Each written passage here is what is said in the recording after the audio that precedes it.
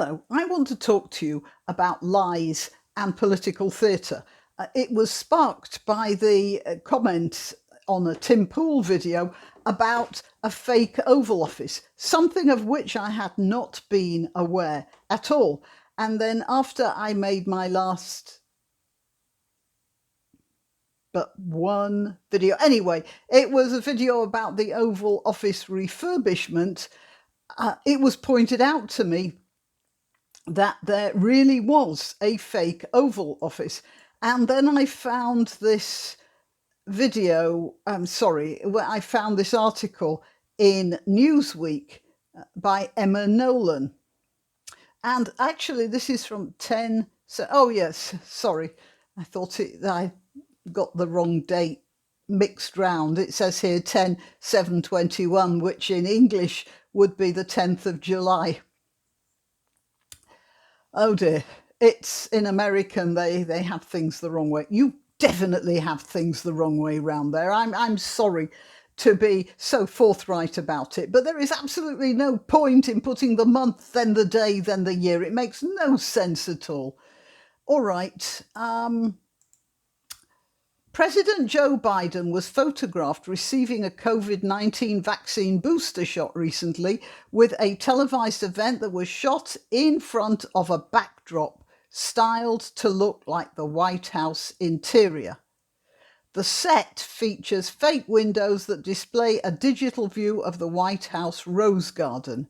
Then, on Wednesday, the president held another event, a virtual gathering with business leaders, in front of the same digital window displays. These events did not take place in the White House itself, but in the South Court Auditorium of the Eisenhower Executive Office building, which is part of the White House complex. The set prompted mockery and outrage from Biden critics who took to social media to complain about the creation of the fake set. Now, this is how it tells you how to think about these people. Alt-right activist Jack Posobiec. He's just Jack Posobiec. He has his opinion. Saying alt-right means you shouldn't take any notice of him, doesn't it? Jack Posobiec tweeted, "They gave Joe Biden a play school desk and a fake Oval Office in a fake White House." While conservative YouTuber, again, conservative, just so you know, Dave Rubin asked, "Fake president sitting in fake Oval Office with fake flowers in fake windows says what?" Turning Point USA's executive director, Charlie Kirk, suggested that the use of the South Court Auditorium was dishonest, tweeting, "Nothing is real with these people. It's all smoke and mirrors, but we're supposed to entrust them with all our personal health decisions." Hang on, no, it should be, "But we're supposed to entrust them with all our personal health decisions?" Right, you have to get the punctuation right, haven't you? So I've seen elsewhere somebody described it as a Truman Show of a presidency. Which I thought was rather good. Now, this is what the journalist then says, but there is a logical explanation as to why the White House has decided to construct a set version of the Oval Office. So this is a logical explanation. You know, I want to tell you something. I did logic at university, amongst other things, because I did a sort of double degree. And I can say this, and it's perfectly logical. All men are stinkers. John is a man, therefore John is a stinker. Now, actually, this is used by a lot of feminists. It makes perfect logical sense. It's not true. You know, the premise is wrong to start with, and there may be a logical explanation. That doesn't mean that the premise is correct, does it now? So why was the fake Oval Office built? Well, according to Martha Kumar, director of the White House Transition Project, whatever that, I suppose that means moving from truth to reality. explained that this room is being used more regularly due to it being more accessible. So she's saying that to get to the Oval Office, you have to go up a flight of stairs because they have very small lifts, elevators to you guys across the Atlantic, and they'd hold only a limited number of people. So it made more sense to do the stuff in a more studio type place, which is logical. Where I have my objection is, why do you not just say it's what it is? Why do you have to pretend it's the Oval Office? That's the whole point, because you see, while you're pretending the president is there in the Oval Office, is he also pretending to get a COVID vaccine? I'm not saying he hasn't. I'm quite sure he has. I'm absolutely certain. They don't care what they bung into that guy because, if he keels over with a reaction, well, they've got their dream Kamala Harris, haven't they? Who's just as much of a puppet as him, but a bit more politically correct. Now, he might have had an injection, but elsewhere in a proper clinic in more sanitary surroundings, and then they bring him out, put him on this film set, and put this saline solution into him, or maybe there's no needle in that thing at all. So the whole thing is a lie. Now, you can't do that. Now, I have to admit to a little bit of complacency here. Here in the UK, political theatre is done by the Queen and the royal family. They are separate. So we expect our politicians to do the real thing at the real time. I don't think that any of them have been caught out in quite this sort of a subterfuge. And I think a lot of people around here would be intensely shocked by it, even in the media. Whereas in America, because political theatre and politics are encapsulated in the same person, it's a bit difficult to tease one out from the other. I want to give you an example of political theatre that's real, though.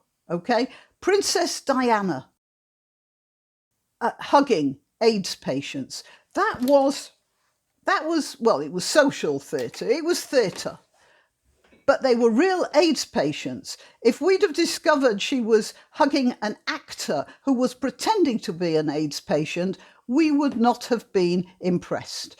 Princess Diana walking in places where there were minefields. Of course, nobody expects her to have been actually walking through a minefield that hadn't first been checked, for a safe path. But she was there and she did bring it to people's attention. That is political theatre, and that is good political theatre. This serves no purpose.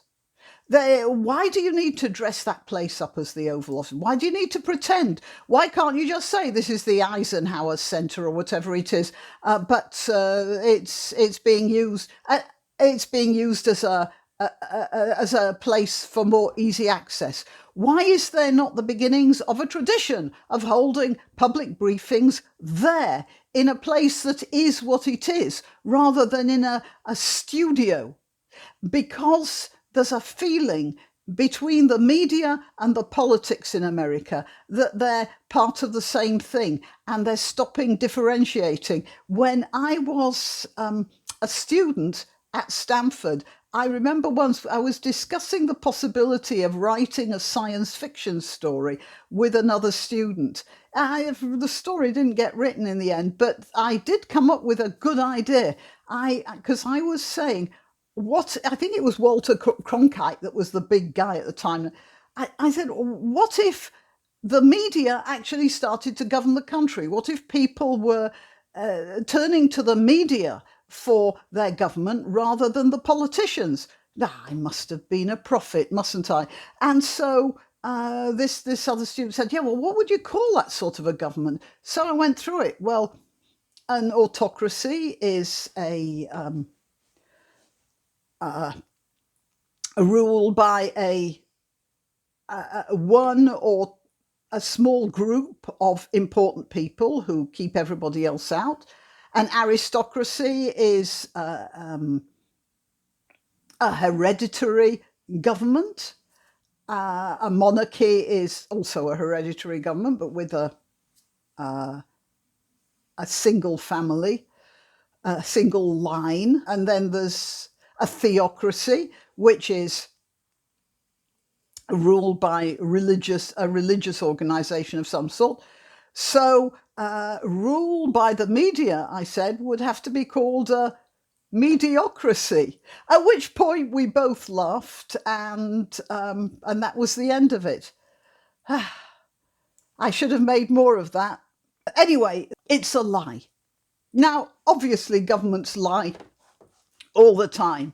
They have to keep secrets. They try to direct public opinion in certain ways, and there are always political lies. But this is an unnecessary lie, completely unnecessary. And yet they feel they have to lie anyway, and that's the worst of it. There is a politics now of lying, and everybody knows they're lying, and the lying is getting to the point where it has no purpose. There's absolutely no purpose in pretending that it's the Oval Office. In fact, it's worse than that, because when people know it's a pretend Oval Office, and then they start to think, as I started to think, that that was a pretend vaccination, what else? If you don't have even a minimal trust in the government, then society is impossible. Why not treat yourself or a favoured relative or friend to these magnificent examples of merch? The mugs and t-shirts come in the Graniopteryx design or Granbo with a firearm or the more deadly knitting needles. Go to www.graniopteryx.com, and whatever platform you're watching this on, please click like, subscribe and share.